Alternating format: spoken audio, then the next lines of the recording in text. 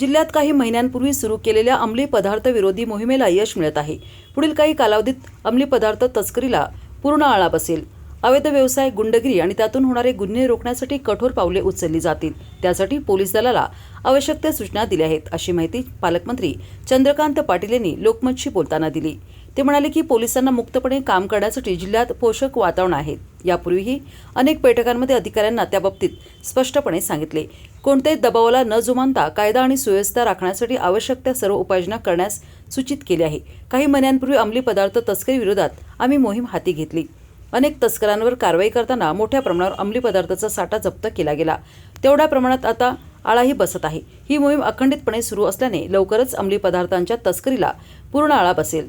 त्यामुळे नशेखोरीतून होणाऱ्या गुन्हेगारीलाही चाप बसेल। कोणत्याही परिस्थितीतील गुन्हेगारीचा आलेख कमी झालाच पाहिजे, अशा सूचनाही दिल्या आहेत। गेल्या काही दिवसात गुन्हेगारीच्या ज्या घटना घडल्या आहेत त्यात कठोर कारवाई होईल। कुणाचाही दबाव खपवून घेतला जाणार नाही। जिल्ह्यात कुठेही अवैध व्यवसायांचे तण सुद्धा राहणार नाही, याची व्यवस्था आम्ही करू। कायदा आणि सुव्यवस्था अबाधित राहण्यासाठी सर्व स्तरातून प्रयत्न चालू आहेत। सामान्य नागरिकांना सुखाने श्वास घेता यावा यासाठी शक्य असतील तेवढ्या सर्व उपाययोजना करण्यात येत आहेत।